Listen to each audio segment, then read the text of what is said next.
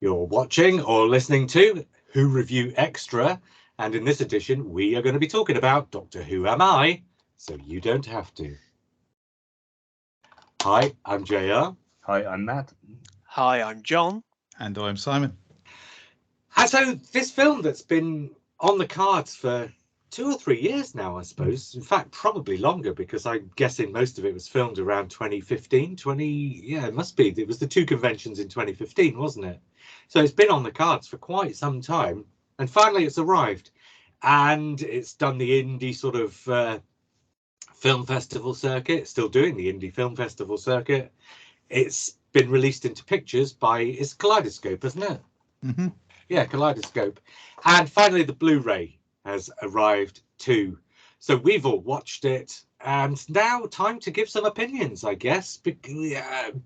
Before we sort of talk about whether we liked it, were we looking forward to it? I've got to say, it's something that I kind of had a slight vested interest in, because of course I've interviewed Matthew Jacobs a couple of times over the years. So obviously I was curious as to how it would turn out. So yeah, I was intrigued, and you know, as soon as it went up for pre-order, I ordered the Blu-ray. John, was it something that was it on your radar, and were you looking forward to it? Yeah, it was, because I've no subject. I've been to that Gallifrey convention, I think 8 or 9 times now, and I did spend half the film spotting people I knew or have been very, very drunk very late on an LA night with. So yeah, it was very interesting on that front. So yeah. And Simon, was it something that was on your radar, or was this something that kind of I sprung on you because I said let's review this, and you know? No, I was aware of it, and it was a curiosity. I did want, you know, I really wanted to see it, just to kind of hear the personal story. Really, I'm not so interested in the kind of fandom side of things, because I've kind of dipped my toe in the water and kind of decided that it wasn't necessarily for me, although I appreciate it. But you and Lee kind of hosted a convention, didn't you? Yeah. So you kind of, and although it was on a sort of totally different scale to sort of one of these American conventions where there's sort of like 4,000, is it, attendees? 3,000 generally. Is it? Sure. But 3,000, and I don't know, the Exeter one that you did was, you know, a fraction of that. But nevertheless, it still gives you a sense of, it still gives you a sense of what the experience is, doesn't it? Oh yeah, totally. I mean, and equally making a lot of friends, you know, within that fandom as well. So, you know, and over the years, writing opportunities and artwork and what have you has also kind of tapped into that. So yeah, it's been interesting. And Matt, I gather by your reaction to watching it that you were kind of expecting maybe something slightly different. So this was something you were aware of that was coming. Yeah, I knew he was making a film. I think the assumption I made when I knew he was making a film was I knew he was making a film about American fandom. The assumption I was making would be about the relationship between American fandom and the TV movie, because there's a lot of sort of back and forth there. And I wasn't. I mean, I was interested to see it, but that idea didn't really sort of appeal to me. There's not enough factual stuff about the TV movie to appeal to me. There's not really an edge. So I knew it was coming, but I wasn't anticipating it very heavily. So, but okay then, what do you think of what you got? Oh well, how did that differ? I got something different because it brought Matthew Jacobs into the picture, and it was not about American fandom and the TV movie. It was about Matthew Jacobs. Almost, it was just about Matthew Jacobs, and he's a very interesting kind of self-deprecating person. So it's about this kind of expat in America looking a little bit lost all the time, and suddenly discovering that he's well known in one particular community, and getting sort of simultaneously kind of overwhelmed by this community and hugged by this community. And he's exploring that kind of the drive that people like Paul McGann have for going to these conventions when they're initially so reluctant, and then they suddenly discover that they're gods in the convention, and they're quite open about that. And the twist on it here, the twist that I think really makes this, in a way, is not just what you said, but also because of the TV movie, and it's a quite divisive piece of Doctor Who, they don't shy away from showing the criticism either. So on the one hand, he's being welcomed into a community, but on the other hand, there's plenty of loud enough voices in that community saying, yeah, but we don't actually think what you did was any good. And so there's this sort of weird relationship between all these different factors happening. And I think it does make for a really interesting sort of 80 minutes. So I mean, the interesting thing is they do criticize it openly. And I suppose the assumption beforehand would be Matthew Jacobs therefore isn't welcome. But actually that makes Matthew Jacobs more welcome in these communities because they still embrace him. And I think that's what it says that's interesting about possibly particularly American fandom, is even if they dislike something, they still love you for it. Well, and also I think part of that is the fact that they're able to criticize him to his face, and he takes it on the chin and accepts it, and he doesn't push back against it. He just sort of says, fine, that's your opinion. And so, yeah, like I say, there's this weird relationship between all these things going on. But as you say, none of those things seem to be, because one of the things that I'm sure all of us have plenty of experience of is in this day of social media and kind of not necessarily anonymity, but certainly distance. There's enough distance between two people on social media that people tend to double down when people push back against whatever criticism they're making. But what happens here is because it's all happening face to face, everyone's doing it more or less pretty much with a sort of decent nature. Nobody's actually being personal or taking things personally. And so all these criticisms are allowed to thrive as part of a bigger picture, alongside all the other people who are saying, you know, you did a fantastic thing and thank you for doing it. So, oh, go on. The other thing is a lot of the criticisms feel quite dated now. So there was still a fan saying we don't want kissing and we don't want this half human nonsense. And I suppose it's 2015 he's saying it, but my God, what's he going to do when 2021 comes along and Chibnall's got the Timeless Children, and you know the Doctor's kissed in almost every series of the show now? I mean, well, and the Doctor's been a woman, as well. Yeah. That's, you know. So it feels like the fans are slightly behind the times, albeit in a charming kind of agreeable way. Mostly. A couple of them aren't quite as agreeable as some of the others, but mostly it's good natured. Yeah, the conversation he has with Philip Segal about that was quite interesting, the way they were kind of rationalizing it all. Yeah, that was really interesting. I can't remember the point he made. What was the point he made? It was to do with it was put in a very laddish way, I think, by Philip Segal, wasn't it? Off the top of it, it was, you know, the fans can't get laid, so they see themselves in the Doctor. Okay, so the Doctor, the interesting bit was that it was no longer universal. Yes. Yeah. He does make an interesting point there, but again, I think sort of the tides of history have sort of bypassed that too, to an extent. So I've got to ask. I mean, I really enjoyed it. I made this point, I think, on YouTube, on my YouTube channel, our YouTube channel, I should say, really, because although it's mine, it's for our videos, basically, that I watched it in the evening after I'd been on a really long shift, and I was fully expecting not to make it to the end and to have to sort of watch the last hour after I fell asleep after 20 minutes the following morning. And actually, it kept me wide awake for the entire hour and 20 minutes. And then when I put Star Wars on afterwards, I was asleep within 5 minutes.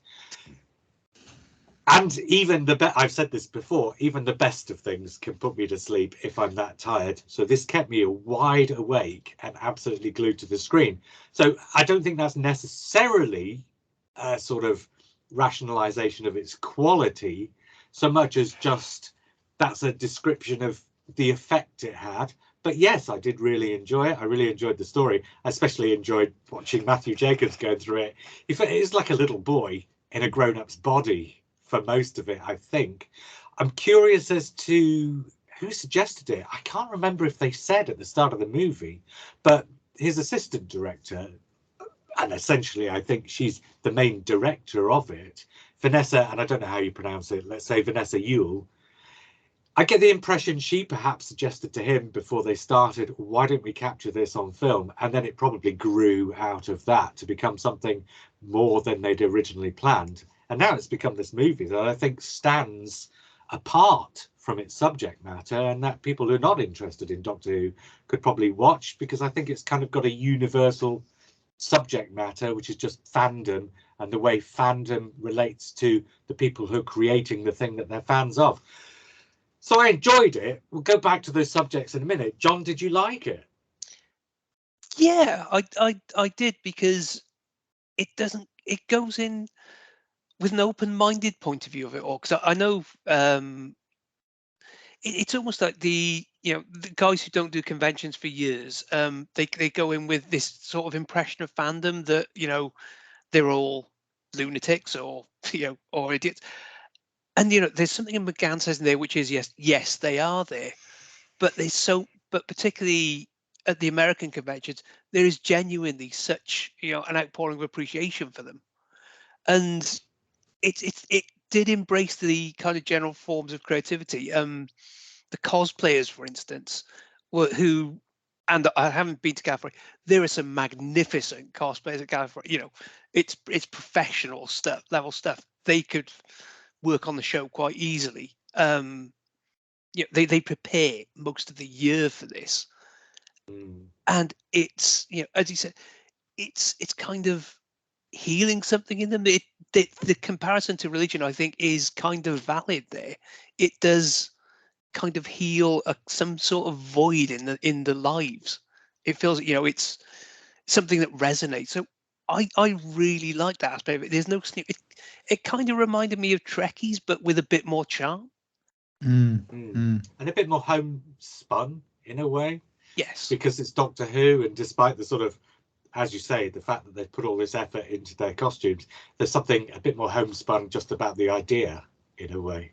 Yeah, I think that there was something quite telling. So there was one woman had been to a UK convention and said, right, here's all costumes, fabulous, and the British people, it's like you could have picked them up from a bus stop. Yeah. Yes, very much so. I was kind of proud of that though. So slightly proud of that kind of reserve. That's what. Well, that's us. and they're very good at queuing. But we do things differently. We are a different culture. Yes. And this is a window for us onto their culture, because for a lot of us, we won't get to cross the Atlantic and see what it's like in these conventions. I've never been, and I don't expect I ever will. So this is as close as I'll ever get to it. And one of the nice things about this is there is sort of plenty of just B-roll footage of people going about their business at the convention. So, with Matthew Jacobs flitting in and out of it, you also get a sense of just what the whole thing is really like. Simon, did you like it? I did. I wasn't blown away. I expected to be more emotionally affected. That might be Matt's fault, because he did tell me that I'd probably blub in a couple of places. So, but I did like that personal story, and I do think that was the driving force through it. I think it's a fascinating character. Yeah, we'll come to him and like you say, yeah. like a grown-up child in some respects, and I love that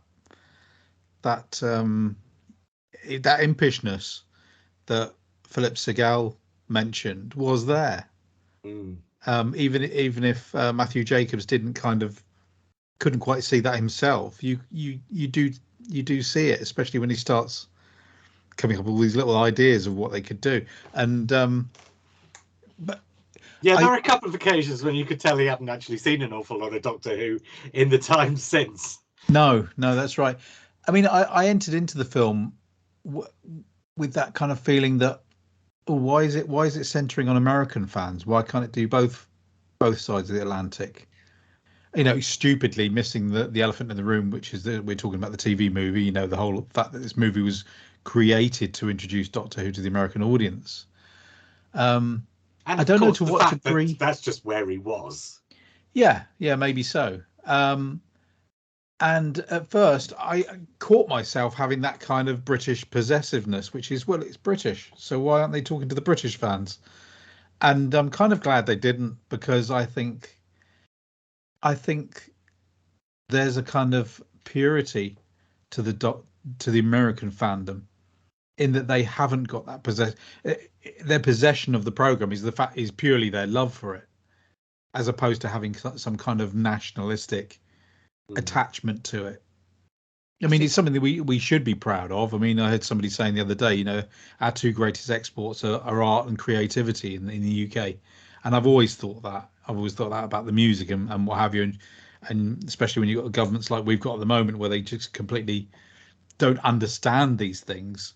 They know the value of it, or they know the cost of it, but they don't know the value of it. They know the money it can make, but they don't really understand the value of it. Which makes Doctor Who incredibly important. And sorry, I'm going off on a tangent here, but RTD doing what he's doing with this deal with Disney and what have you, he's protecting that. But anyway, back to the subject of the American fans. I would love to go to an American convention, I think, and let go and just enjoy it and just embrace, because there's that kind of British discomfort of a lot of the British conventions are the ones I've been to, where you get those who dress up and you get those that don't, and the ones who don't are sort of looking over at the ones who are in the costume and kind of wishing they were doing it. Maybe a certain element of that. I don't know, but yeah, there's a certain British discomfort to the British conventions. Well, and I imagine the American ones are completely, John can testify that I imagine they just throw themselves into it, and I don't think it'd be nice to just kind of give into that, really. Oh yeah, absolutely. It's wonderful, particularly if you just go in with that same kind of attitude yourself, and if you do, you'll soon kind of lose it really as well.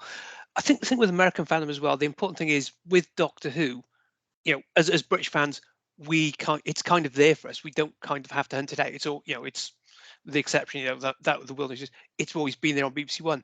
American fans, particularly up to the early 2000s, had to hunt it down. And I think that is a reason why they are so invested in it a lot of the time. Also, in America, because they had to hunt it down, it's not so much a for children thing as it was in the UK. In the UK, when I was growing up, it was always promoted as a children's program that grown-ups could watch with their kids, but it was primarily for the children. And in America, I don't think that's ever been a case. So you do hear American podcasters and commentators talking about having watched it as kids, but they always give the impression that they're watching it as kids, thinking that they're watching a grown-ups program that they just happen to be able to have caught, as it were. And I think sort of, if you listen to some of the podcasts, it sounds much more like they were starting it as teenagers rather than as 4 and 5 year olds like we probably did. It's funny that, sorry, it was just popped into my head. There's a certain amount of synchronicity to it all as well, isn't it? I mean, it never occurred to me that I knew that Matthew Jacobs' father was in the Gunfighters, but then hadn't made that connection that it's the one classic Doctor Who episode set in America. Yeah. So the synchronicity there is really nice as well. So there are all these little parallels going on. There's a nice backbone to the whole thing, that it has this focus, and every aspect of it has the focus, because quite a bit of it, I mean, not a huge amount in terms of minutes, but quite a bit of sort of the emotional resonance of it is Matthew Jacobs talking about his father and talking about going to the Doctor Who set to watch the making of the Gunfighters. And yeah, there's kind of an ersatz Americana going on there. And the TV movie itself is kind of an ersatz Americana. And then you've got Matthew Jacobs, who's a Brit expat, making this movie about American fans. So that too is kind of an outside perspective, albeit from somebody who's lived there for 40 years, 42 years, something. And so it has this perspective that's slightly askance from the subject matter, while at the same time being fully a part of the subject matter too. So it manages to have the best of both worlds, being inside something, but still being able to have a perspective on it that kind of shows a little bit of objectivity, I guess, despite the fact that clearly it's a very subjective movie. Matt, did you enjoy it? Yeah, I enjoyed it. I think Jacobs is the key. because even though he's been in America since 1994, he's probably more British than most British people. He hasn't lost his accent, and you can see he's like kind of Michael Palin or Alan Wicker going to this convention. So I think it has to be this American convention, because he is the fish out of water. He is this kind of, they put costumes on him and put masks on him, and he looks so sort of, he looks uncomfortable but tolerant about wearing these things, and he looks sort of uncomfortable but tolerant but happy to talk to these American fans. There's a terrific moment when they try and put a mask on him and he says, look, it clearly doesn't fit, and they say, well, actually it's elastic, it will fit, and he just sort of goes, okay then. Yeah. And I think that's what separates. And as I say, I went into this because there are a lot of sort of amateur Doctor Who or unofficial Doctor Who documentaries. I think Bidding Adieu was the sort of the travelogue documentary about the TV movie. So I had that kind of in my head. But this was better than the official Doctor Who documentaries, because it's actually not about Doctor Who. It's about this interesting British writer who's somehow retained all of his Britishness, who doesn't go for American status through laziness, he says, but he's clearly sort of got ties to Britain, so he can sort of talk as an outsider, and it's got a story as well. It's actually got a journey that he goes on, so it's a proper documentary, which is why it's theatrical release, been reviewed. It hasn't just been sort of released by DVD or whatever, Barnfather and whoever, BBB real time. It's kind of a proper independent, interesting documentary, and for that it has to be more than just about Doctor Who or Doctor Who fans. It has to have other hooks, and I think he's the hook. It's witty. I think that's the key. And I watched it, happily from beginning to end, because I wanted to see what would happen next. It's also beautifully shot as well, I have to say. I wasn't quite expecting just how nice to look at it would be. I was kind of expecting, because most documentaries, I mean, they don't deliberately make them not to look good, but you know what I mean? A documentary is tend to be point your camera and see what you can catch, but some of this was just gorgeous. The sort of way it was set up and the way it was shot. I tell you one thing about the making of this that I noticed, that I've noticed on a lot of amateur and unlicensed things, and even on a lot of professional things, is something that directors and photographers just don't get. What they did with this was, instead of holding the camera at head height, they held the camera at shoulder height, which is close enough to head height that everybody looks normal, but it's far away enough from head height that everybody who's the immediate subject of what's happening becomes dominant in the picture, while the people and the objects that are further away become slightly recessive in the way that the picture's organized. And it also means that when you're looking at somebody fairly close up and the camera's set at a slightly different angle, you're getting a slightly different perspective on a person, which forces you to subconsciously readdress how you think about the person that you're watching and listening to. And it's this really subtle thing that they do. They just take the camera down about 5 or 6 inches, and it gives the whole production an entirely different perspective on the people that you're watching. And that's a fantastic little thing that most directors, and like I say, most photographers, would never think to do. And it makes so much difference in such a subtle way that you don't even really notice it. I mean, I'm wondering maybe if it's a small, presumably it's him and another person recording, the sound wasn't great, so the sound was a little bit unclear, which suggests that it's him and his friend as the camera operator. And if she's the only other one, she's not going to be holding a camera like a proper usual camera. She'll be holding a handheld camera and looking at a screen and taking it, so she can engage with the people as well. I'm not sure. I think there was somebody else there with a boom mic, though. Okay. I'm sure in a couple of the shots you've got somebody else in a boom mic too. I think there were more than just the two of them there. Okay. It very much felt like a deliberate choice rather than something that was just happening by accident, because it was pretty much all the way through. On the subject of Matthew Jacobs, though, I suppose his story is that he wrote the TV movie. It never happened. He went off and did other things. And insofar as Doctor Who's concerned, he was kind of forgotten. And it was only when they did the revisited DVD of the TV movie in, I think it would have been the sort of mid to late noughties. It was certainly a few years before this. They spoke to him for that, unless I'm completely misremembering. But I'm guessing, as far as he was concerned, that was a slightly odd thing to happen, because presumably nobody had contacted him in the meantime to sort of talk to him about Doctor Who for anything else. I don't recall there being interviews in Doctor Who magazine or in fanzines or anything, for instance. So that must have perhaps come slightly out of the blue. And then it all went quiet for him again afterwards. And it was only around the 50th anniversary that, you know, he was basically dragged kicking and screaming out of the woodwork and told, you know, there's a fandom here who want to know what you think about Doctor Who.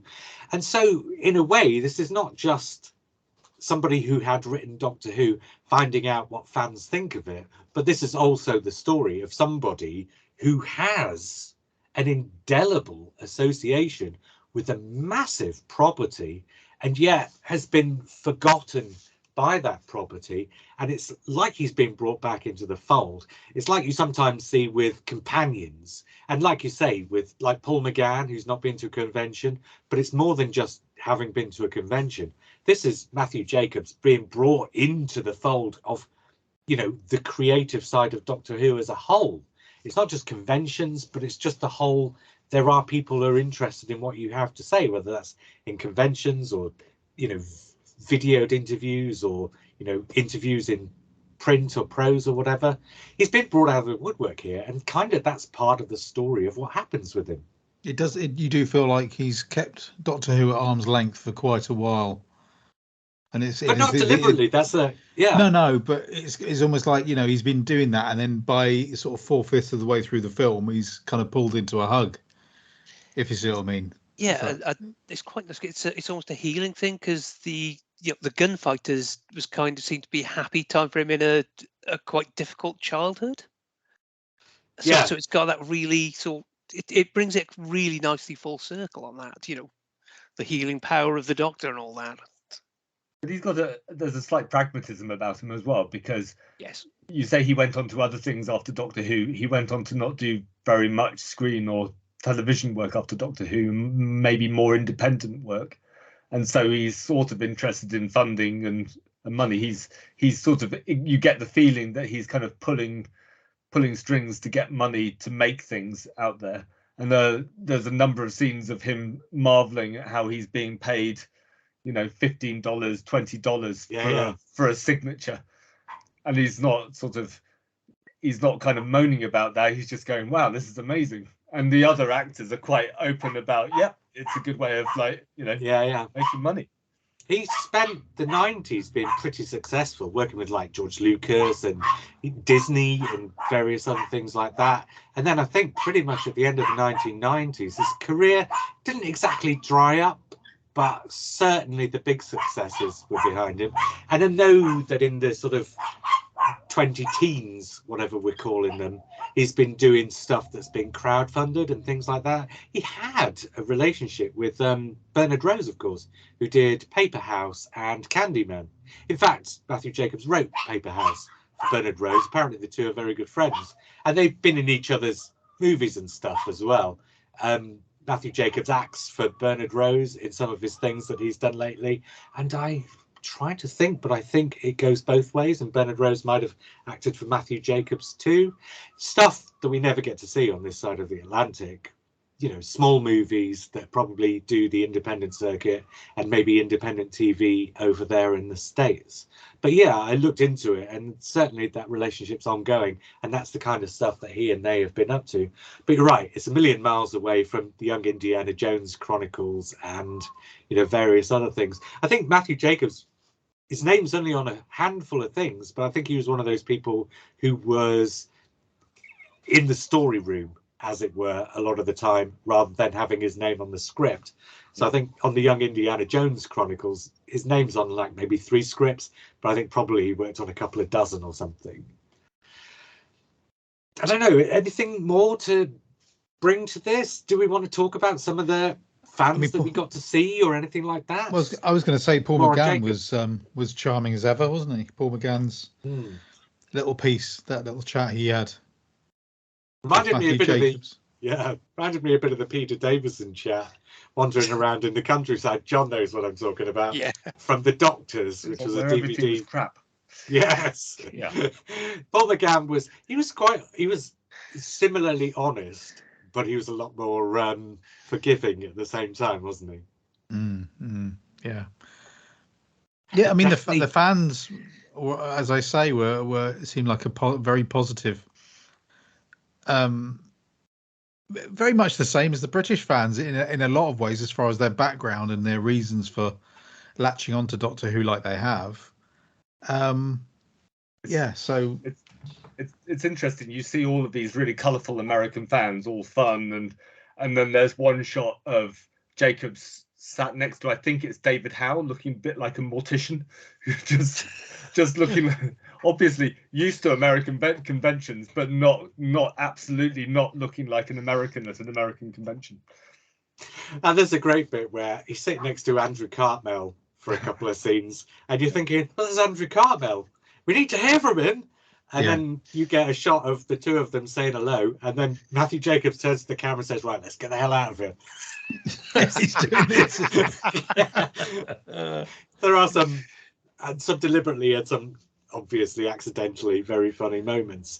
And I was just about to say, Daphne Ashbrook, isn't she lively and charming?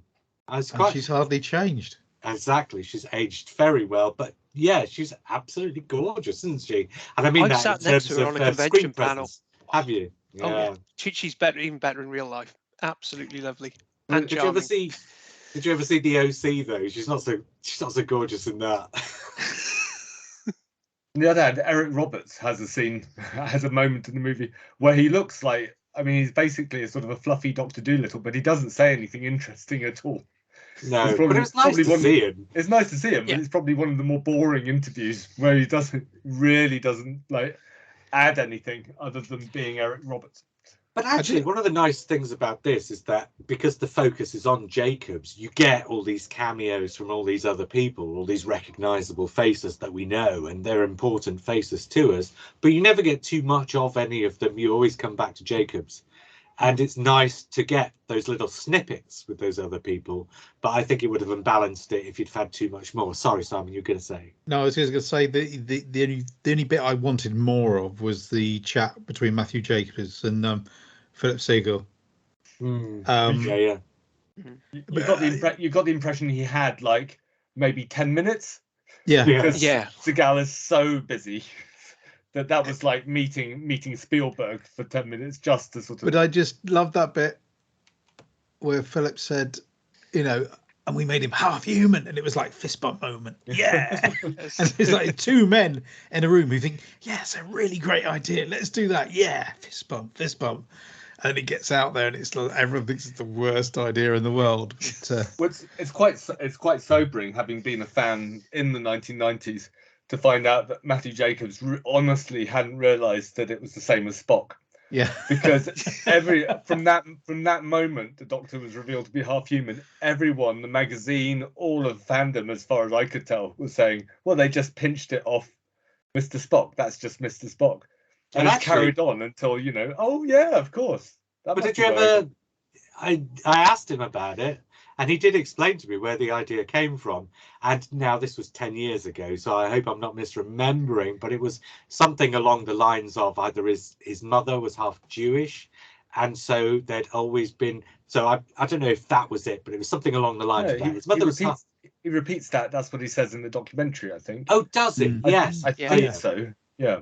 And so the point is that in their family, there'd always been this thing where there was this person in the family who always had this caveat when it came to how everybody else regarded that person, and he was trying to introduce that into Doctor Who to show how we think about the outsider who's not really the outsider. as it were. I thought in those terms, it's a great idea. And then when you think about Spock, you think, yeah, okay. Anything anybody else wants to add? Should we give it a score? I just wanted to say I'd like to see more films like this. I mean, it's kind of like a Depeche Mode 101 type thing. You get these music documentaries where you start the film thinking this is going to be about the band, and it ends up being about the fans, or vice versa. And then you discover more about the band because through the fans. So you learn about the relationship between the two. And the very end of that film with the, Everything Counts, the way it ends, the whole song just, glorious. Yeah. And actually, it's another film we haven't talked about yet, isn't it? So. Well, there's plenty of time to talk about these things. Bring it up. It's nearly 10, I suppose, 7 or 8 years since this was made. So next year being the 60th anniversary, maybe it's time to do a follow-up. Not necessarily him, but you know what I mean? If somebody else can think of a reasonable angle to take this from, maybe next year's the time to do it. Because I think this shows that there's room for that kind of thing. Because I think this compares very favourably as a sort of companion piece with An Adventure in Space and Time, the Mark Gatiss thing from 2013. That's kind of, I mean, they come from completely different angles, but what they're both trying to do is say something about Doctor Who and the people who make it and the people who like it, but from an angle that we don't normally see these things from. And so I think if you watch the two back to back, it would actually be quite a rewarding experience, I think. I think the other one, was it the Blink Confidential Love and Monsters, where it was Tennant and Moffat basically talking about fandom? It's that kind of thing as well. I think that's Blink, yeah. And this is why I don't think. So I'd like to see more like this, but this was kind of accidentally good because Matthew Jacobs was the key. It was the right subject for him. It was the right, fish out of water story to tell about him, and it's got him in it. I think, I don't know. A proper sort of making of the TV movie might be interesting. It wouldn't be as good, but no. No, I wouldn't have thought anything along those lines. It'd have to be something as different again to this as this was to An Adventure in Time and Space, I suppose. His eyes, Matthew Jacobs' eyes, there's so much life in them. There's so much excitement in them. Even when he's just sort of sitting looking bored, his eyes are sort of flickering around all over the place. He just looks like one of those people who's always aware, if you know what I mean. Even when he's doesn't look like he is, I don't know, there's something. I wonder, because you see some of the early shots of him and he's wearing glasses, so I wonder if maybe I'm looking at his contact lenses and thinking that makes him look rather excited about what's going on, when really it's just that he can't see it. Right, let's give this a score. I'm going to give this an 8, because I don't think it was like 10 out of 10 material, but I did really enjoy it and I was very engaged with it. John? Yeah, I'd give it an 8. So a load of friends, and it's like Matt said, it's Matthew Jacobs' story, but it's also him as this kind of interested outsider. So it's it's kind of a clear-eyed portrait of fans as well. So it's got that, the faults are there, but so is the absolute glory of falling in love with something and finding a creative impulse within yourself on it. So yeah, 8 is, I think, the right score on that. Yeah. You're right. It doesn't beautify the fandom or dress it up in any way, to coin a phrase, given they're all in cosplay. It sort of shows fandom warts and all, doesn't it? Yeah. Matt? I'd give it a 7, but probably a high 7. I think I found it really engaging. I thought he was charismatic. I was interested in the subject matter. It's not the greatest documentary. It wasn't as profound as some documentaries. So as a choice of subject, it's still slightly indulgent and still slightly limited. So if you're looking for a Doctor Who documentary, it doesn't quite say enough about Doctor Who. If you're looking for an independent, proper, art house documentary, it's not quite got the weight of some of them. It's not got the weight of one set in Ukraine following the war out there. So it's a good, solid documentary, I think. And Simon? I was going to say, anyone coming to this as a film about Doctor Who, I think I'd probably give it somewhere like around the 6, between a 6 and a 7, because I didn't really learn anything about Doctor Who I didn't know already in some respects. And I know that's not its job, but equally that's not the point. And as a film in its own right, it didn't have punch of the air moments or anything like that. So it's not a 9 or a 10. So I'll give it a good solid 8, I think. Fair. Right. Until we do all this again, then, I was JR. I was Matt. I was John. And I was Simon. And we will speak again soon.